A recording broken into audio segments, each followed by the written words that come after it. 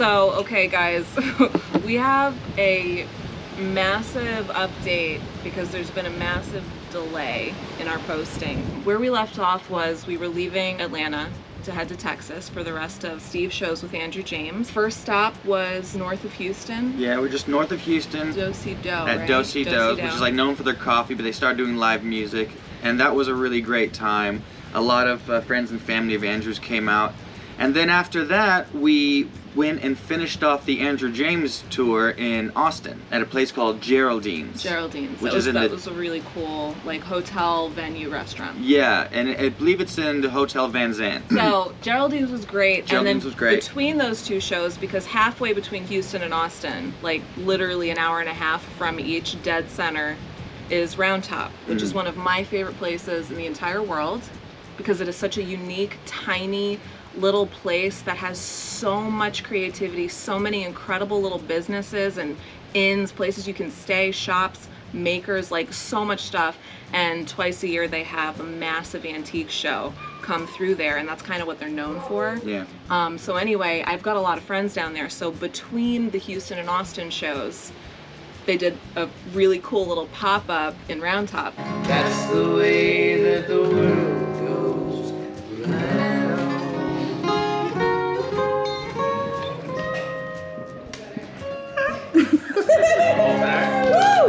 So me, Andrew James, and Rocco Wheeler, who was the support for Andrew James, we all set up in one of the main houses there at Wander Inn. And we did this performance. It was so wonderful. And the Camping World folks were all there doing filming. As you guys know, one of our amazing, incredible sponsors is Camping World. So they came out to shoot a little video with us while we were in Round Top, kind of showcasing life on the road with touring and creating and photography with a baby living in an RV full time. So we can't wait to show that video to you guys when they finish it. It's gonna be really fun. We had so much fun working with them as well. They were just the best people. Incredible. So after the pop-up, Steve did the show in Austin at Geraldine's, and after that show, which wrapped up this tour with Andrew James, we went back to Round Top to spend a week there, hung out with our friends at Wander Inn. Amy Sykes, who co-owns Junk Gypsy with her family, her sister. Yeah, her sister and her father. Yeah, they are just the sweetest, salt of the earth, most incredible people. Yeah. And so we ended up parking up at Wander Inn, and Junk Gypsy's on the property as well. It's this retail shop that is just packed with every like home good, fashion item, hats, boots, like all things beautiful and Texas, basically. Our time in Round Top was so sweet and slow, and we got to catch up on some rest after like all the shows and the shooting and everything. It was so great. And then after that, our next adventure, Jeremy and the Harlequins, we headed for Lancaster, Pennsylvania for the first show of the run. This is where things started to go a little wrong. We arrived at the rehearsal space, which was in Lancaster, about 45 minutes from the venue where they were playing that night. Yeah. Timing was crucial on this day. There was a 4-hour rehearsal scheduled from noon to 4 p.m. and then a 45-minute drive to the main venue where they had to load in at, was it like 6? It was something like that. It was like 5:30 or 6. Not a whole lot of wiggle room, which is why what happens next was the worst. So everybody out there with automatic leveling system, we have a Bigfoot auto leveling system. This is for you. It's for you. This is for you. We want to save you any trouble. And you know what? Most of you probably wouldn't have made this mistake. Yes. I'm taking full responsibility for what happened. So, yes. We pull into the rehearsal space, and it is a nightmare in terms of, like, when you pull in anywhere with an RV, you're looking for level ground. Where can we park it so that, you know, ideally we wouldn't even have to use the leveling system. We could just hang out comfortably in the RV while he's in the rehearsal for 4 hours. This parking lot, it was basically a cliff. Okay, I'm exaggerating. I mean, we're talking, it was pretty angled. So steep, and I'm like, there's no way. And the streets around that area were so tiny, there was no way we were going to be able to park it on the street. So we have to use this parking lot. We could have gone inside, but without Noah's food, his diaper bag, his sleeping area, like all those things, it would have been too much hassle to get set up for 4 hours inside and then have to be running in and out. So I'm like, let's just make the RV work for the next 4 hours. This is where I had probably the worst idea, the dumbest, the most delusional idea that I've ever had. I was like, it's a huge slope, but we have jacks and we have blocks. Let's try to level anyway. So there's a reason you don't do this. There's a reason you don't let the wheels come off the ground. Mm-hmm. So that was the situation. We were nose down at an angle that was too steep for our leveling system. So we stacked up the blocks. Steve's telling me, don't do it, don't do it, don't do it. But I'm like, we're gonna do it. As the leveling system's going, I'm thinking maybe like the first adjustment and then the second, and then you're like sitting there waiting and it's adjusting. The front is getting higher and higher and higher and higher. And I'm thinking, are we gonna do it? But I'm not even thinking about the weight of the cab on a hill like that with nothing bracing it but this stack of blocks and these two jacks. Gravity obviously was like, nope. The whole thing shifted off the jacks, off the blocks. It sounded like an earthquake. The entire RV goes down onto the ground. There's fluid everywhere. The jacks are clearly messed up. The blocks got busted. So I'm like frozen in terror. Steve, who saw it coming, is like going away to deal with it. And I'm sitting there thinking, all right, we literally just lost our home. We just lost, what did we do? What did I do? We just lost our home. So it's crisis mode. This all happened minutes before rehearsal started. So Steve had to cut out and go rehearse. And I'm like, what do I do now? How do I fix this in 4 hours? This brings us to our sponsorship. Today's video is sponsored by Good Sam. Good Sam is a whole bunch of incredible things. I'm just gonna put a list up on the screen because there's a lot to Good Sam. There's campgrounds, there's roadside assistance, there's discounts for shopping at Camping World, all kinds of stuff. Within maybe 10-15 minutes, I'm like, okay, call Good Sam Roadside Assistance. So I call them, I described the situation. They were like, we're gonna start calling around. We're gonna see if we can get anybody out. I get off the phone with them and I'm thinking, well, I should probably start calling around too. So we're calling around places. 20 minutes later, they call me and they're like, hey, we're still trying to find somebody. Just wanted to check on you, make sure you're okay, make sure everybody's safe. And I'm like, yeah, I'm just calling around and I think maybe I'll crawl under the RV and get a look at the damage and see what's going on. So they're just literally checking in on me to make sure I'm okay, guaranteeing me that they're still working on it, trying to find somebody. After this call, I crawl under the RV and I'm like, okay, it doesn't look like much damage has actually been done. It looks like the back two jacks are still in great condition. The front left jack is bent out, but it just doesn't seem that anything other than the brackets broke. The front right jack, however, no damage to the RV, but the brackets were obliterated and one of the hoses that carries the hydraulic fluid to the jack was busted. So I'm starting to realize it doesn't seem like that much damage was actually done. This might be a lot cheaper than I thought. So I got another phone call. It's Good Sam Roadside again, calling to let me know that they found somebody. They just want to check on me again and they should be out within a couple hours. So I'm like, oh, thank God. We didn't need a tow.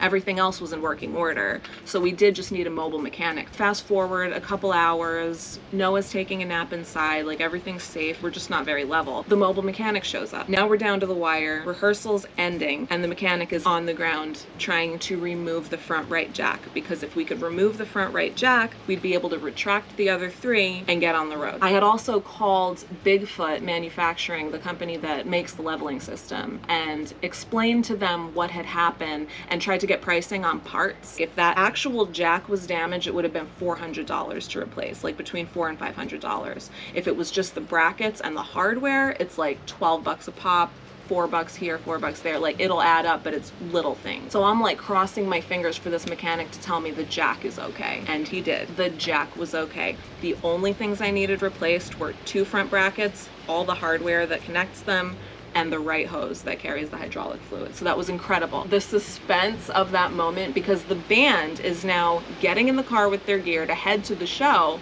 and the mechanic is under the RV removing the jack. Like it was down to the wire. He gets the jack off, he tells me everything's okay. We settle up with him. And Roadside Assistance is still calling me to make sure we're okay. So I'm just like keeping them updated. I feel like it's family checking in at this point. Yeah. So we were able to put the front right jack in one of our bays, retract the rest of them, no issue, but we basically didn't have a leveling system for the next few days. So after we got that situation handled, we ended up making the show on time, which was a miracle. The venue itself owned its own parking lot, so we were able to park outside of the venue, which... Yeah, that was a funny one. Yeah, that was it was a funny show. It's like, we interrupted like live karaoke that night, which the people weren't too happy about, so...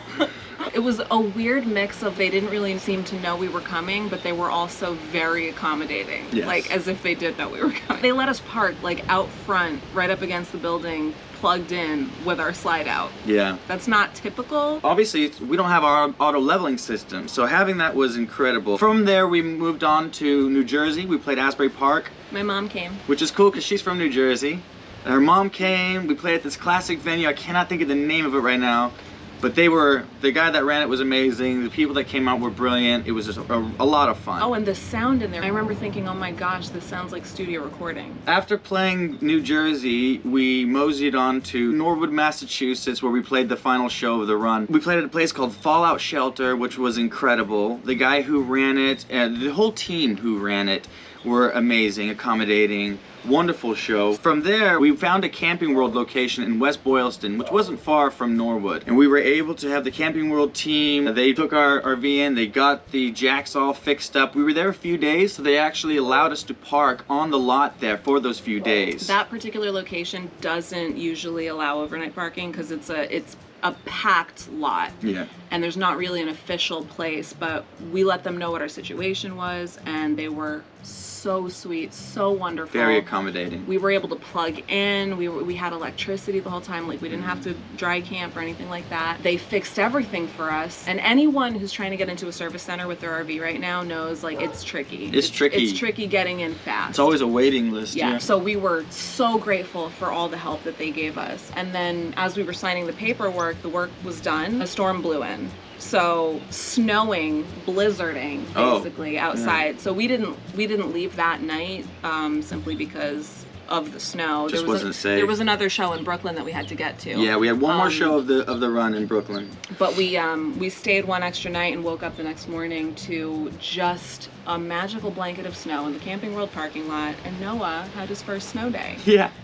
So which was magical. We put him in his little puppy snowsuit, and he like made snowballs. We made a snow angel. A snowman. At one point. Snowman at one point. Yeah. And so then we said a goodbye to our new Camping World friends and started to hit the road for Brooklyn. When my dad gave me a call, and my Aunt Pam, who had been battling lymphoma for a while, she took a turn for the worse, and she had days to live, essentially. So we made the decision to cancel the Brooklyn show. We were sitting in the car when the call came in, and it was just like, what do we do? Like, if she has days, maybe we can make it in time. So we thought if there was a chance, we're gonna go for it. So we start making a beeline for California, all the way from Massachusetts, and we got as far as Salt Lake City, Utah. Yeah. We were in Target gathering some supplies. I got a message from my dad saying that my Aunt Pam had passed away. And it was a very surreal moment because we were surrounded by this mountains, this hailstorm was coming in. So Tiff did an amazing painting of the sunset that day as we were processing all this. Driving back, it was some of the most beautiful scenery, and we've done this drive many times before. Yeah. This time was different. It was profoundly beautiful. And I remember as we're driving through, I did this painting on my iPad of one of these moments driving through the canyon, and the sun was just setting right in front of us, and everything was glowing, and it just felt like his Aunt Pam had met us there, you know, for a moment to say goodbye. It was really special, and once we hit California, where we're at now, you can't really see, but we're in Cali, at my parents' farm. So once we hit California, we just got busy, you know, supporting family, doing what we could for the memorial service, and it's been kind of a whirlwind since we landed of just family. And I mean, about a week after that, we had the memorial service the weekend that we arrived, and then I got news the following Wednesday that one of my best friends had passed away, and it was unexpected. So that, you know, as an adult, I've gone through loss before. A partner of mine that I was with for 2 years died in a motorcycle accident one day, and that was just an incredibly rough season of grieving. It's the first time that I lost a friend, like a good friend, sorry. It's hard, but you know, being out here with the family and knowing that they were grieving too, their own loss, I was so grateful that this was where it happened. Yeah. You know, and we hadn't been able to just sit down and work on YouTube or really anything while all this is happening. It's just hence the recap. Giant recap. We know we've been quiet for a little while. The footage has just been piling up, so it's like, well, let's just do one big massive update and get ourselves aligned. And I mean, I feel like this last month or two, just the journey, it's been working and doing so many beautiful things, and music and scenery, and you know, family, lots of family, coming into loss and grief, and it just feels like so much has happened, and it's all so important. And I find myself incredibly grateful that this lifestyle that we're living now in the RV with Noah, it has afforded us the space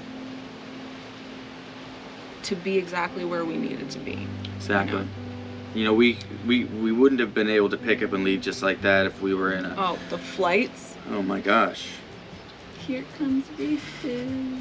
Hi, Reese's little dude. Cameo from the tiny little teacup chihuahua named Reese's. You wanna? Come here, Reese's. It's like she came to comfort. Hello.